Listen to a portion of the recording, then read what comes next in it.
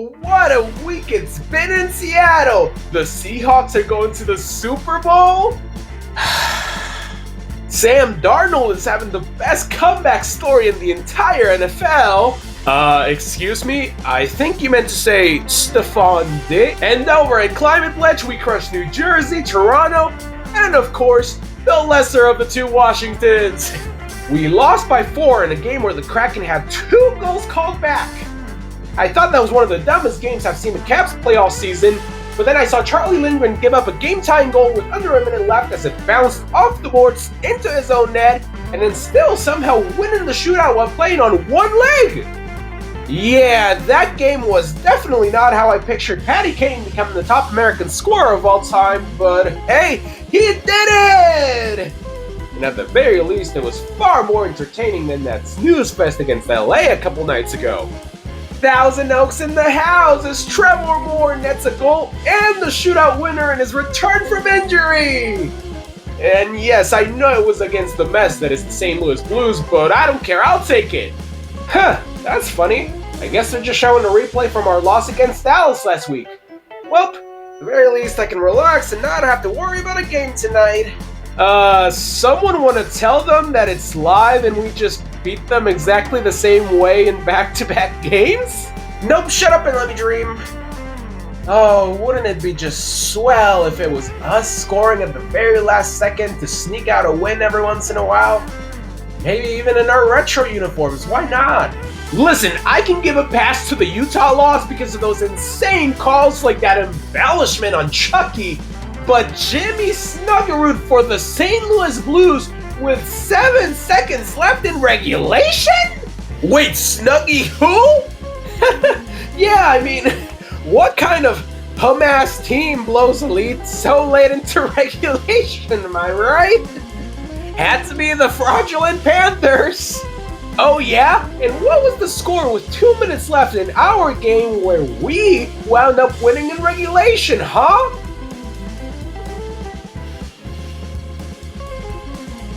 Yeah, that's what I thought.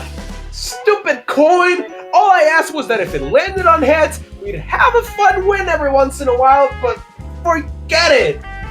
We lost 7-1 to the Senators? What? And what about against Colorado? I knew we'd have to regress at some point after the incredible start we had, but boy, we have been falling off a cliff the last couple of weeks. Oh, just when I think I'm done, they pull me right back in. Win 5 games, lose 5 games, get blown out in regulation, or lose in overtime/shootouts. Why can't this team just be normal for once? You know what? Maybe blowing a 3-goal lead in the third period was worth it for that reaction alone. But also, let's not do that again, please. Especially not next year at the Stadium Series. It's actually getting to the point where I would have actually been glad to have gone to overtime against Ottawa, and especially against Montreal. Get those Nordic wannabes out of here!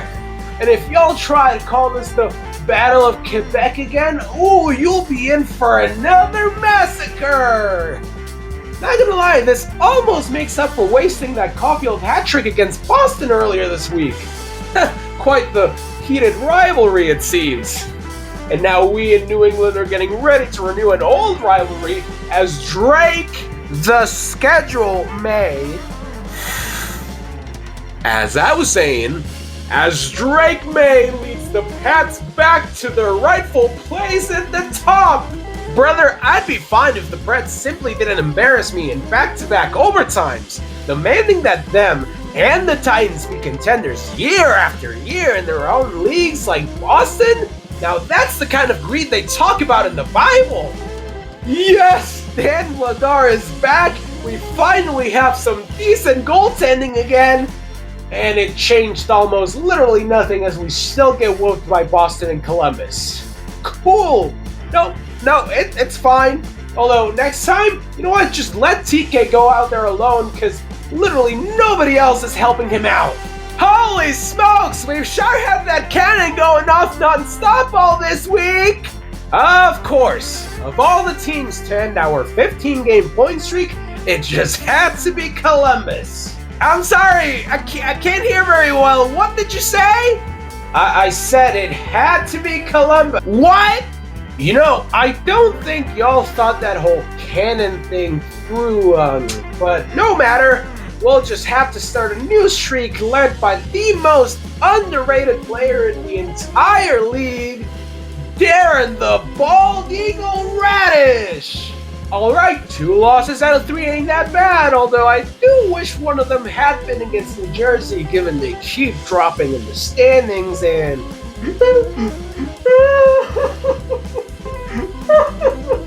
no, don't take it personal, pal. Just, pick yourself up, dust yourself off, and you'll be back to winning games in no time.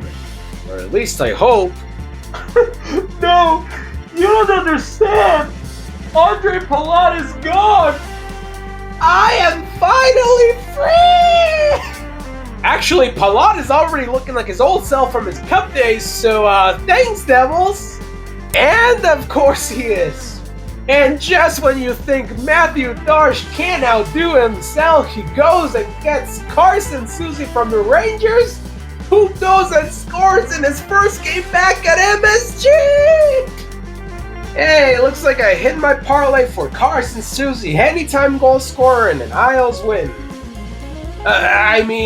Screw the Isles and their fraudulent season series sweep. Okay, you know what, I can't even, I really don't care at this point. We had a 3-0 lead at home for the Foligno faceoff in front of the Moms, and we still haven't figured out how to beat Minnesota since 2019. Listen, I know I've said how tired I am of leading the entire league in overtime games, given that, this team completely forgets the concept of shooting the puck in overtime, but this time I'll allow it. I mean, with the Pittsburgh game, at least our players had the decency of collapsing in the second instead of third period to avoid giving us false hope. Actually, no, that wasn't any fun either.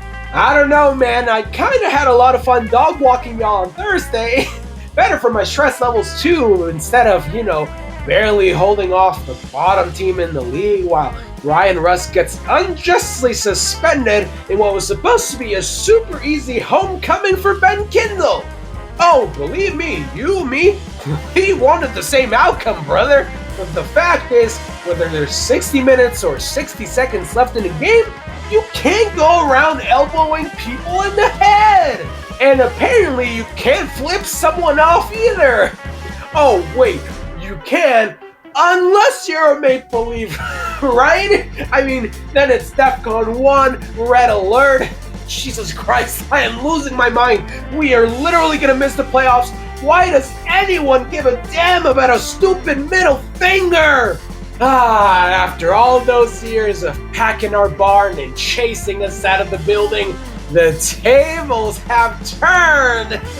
Oh, but don't worry, Leafs fans. We'll be sure to leave a couple of nosebleed seats open come April so that you can come down and watch some real playoff hockey for once. Another great start for your San Jose Sharks, going up 3-0 in the first against Edmonton. Looks like we got ourselves another easy win like Vancouver a couple of nights ago, boys. Oh my god, it's Draisaitl, McDavid, Bouchard, and Hyman, and we complete the comeback to finally win 3 in a row! Oh, yeah, I guess I'd forgotten what it felt like being on the other end of these last-minute Hail Mary comebacks. Damn, this sucks! It might have taken 55 games, back-to-back hat tricks from Bouchard and Edcombe of all people, in a third period 3-goal comeback against the Sharks, but we have finally done it! I mean, at this point, the sky's the limit. We could very well hit 4, maybe even 5 wins in a row! Well, there goes our second 7-game win streak of the season, but man, what a way to cap it off right before with Beckett Seneca's first career hat trick! Hit it, DJ!